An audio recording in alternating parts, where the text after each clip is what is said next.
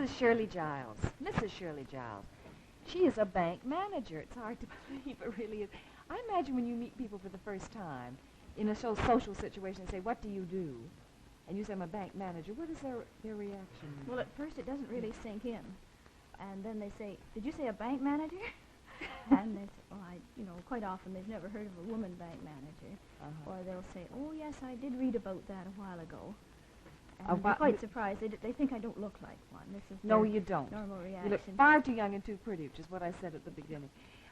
Shirley, I remember there was quite a lot of publicity about it when you and another young woman were made bank managers at the same time about 2.5 years ago. Yes, Gladys myself in Ottawa. How many other women since then have become bank 3 managers? more. In Canada. So there are only 5 of you altogether. Yes, I think one of our competitors also has one. One of your competitors. Well, we can say that Shirley is a bank manager for Bank of Nova Scotia. And what sort of an area is your area? Well, mostly residential with a lot of smaller stores and businesses around. Well, do you think that there's in some ways that a woman is more suited to this kind of work than a man is, or do you think there's certain female capacities that are used to a fuller advantage in this sort of work? Well, I think with a business such as we have, it does take some time with people with small problems. And with a large commercial area or a large commercial business, you would have to be possibly out visiting factories and things like that, which I really think a man would be better at than a woman. And I do have customers ask me all kinds of questions. What sort of questions? Well, other than business questions, they even ask me about their marital problems and do I like their hat, this sort of thing. You have to deal with the public in every way then, don't you? Yes. So besides having a thorough knowledge of the technicalities of banking and loans and mortgages and all that sort of thing, you have to know about human beings, people, and how to That's deal right, with them. and you have to like people, I think, to be a bank manager. I'm sure you Because do. you have to help them.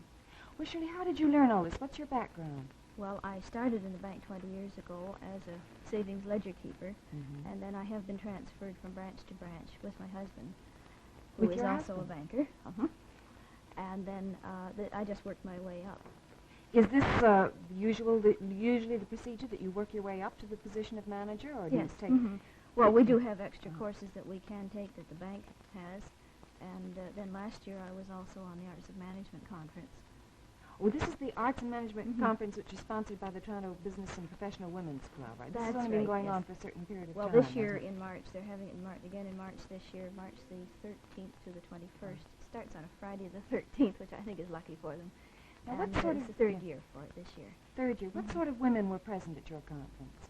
Well, actually, we had women of every age and from every type of business that you can imagine. We had government girls, we had bankers and people in personnel, people in insurance companies, secretaries, buyers. And what do you think you gained from it? What sort of classes do you have?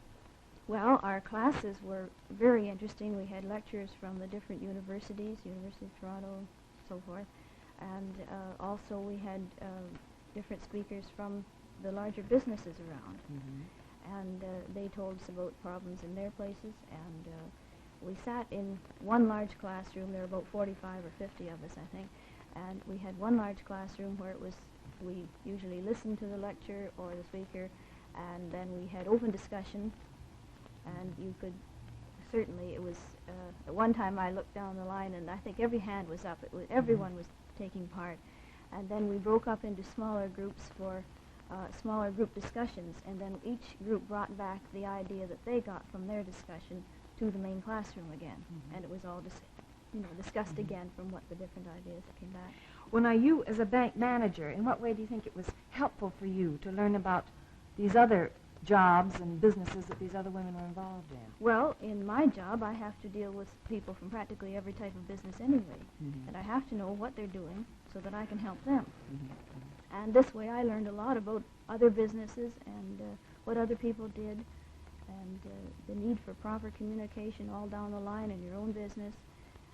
We learned to think objectively and differ objectively, and it was really most interesting. This is something, too, I was quite overawed, I think, when I read the list of delegates. What sort of women were they? What sort of jobs? Well, we had vice presidents from different corporations, and there was a lady engineer, and I was quite surprised to see that, and I said, oh no, a lady engineer, and she was sitting in Montreal saying, "Oh no, a lady bank manager," and we turned out to be roommates. You were equally awed by each other's statuses. I think Did you so. get along well as roommates? Oh, wonderfully well. She's a great girl.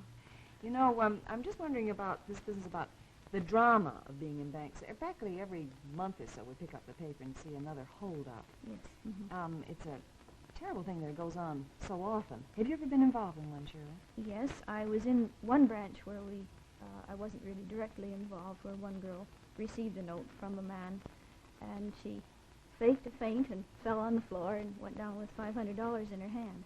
She was a very quick-thinking girl. She was indeed, yes. Mm-hmm. And then the last branch I was in, we had a fellow come in and he gave the teller a note saying that he had a gun and he was hungry and desperate. And I guess she really didn't know what to do. She tried to talk him out of it. She offered him a loan out of her own purse. And then I happened to come around to her wicket, and she showed me the note. And you never know where it's going to come from when you make these remarks, but I just looked at him and I said, "Okay, let's see your gun." And he pulled his hand out of his pocket, but fortunately, I guess for us, he didn't have a gun. I think it was terribly brave of you.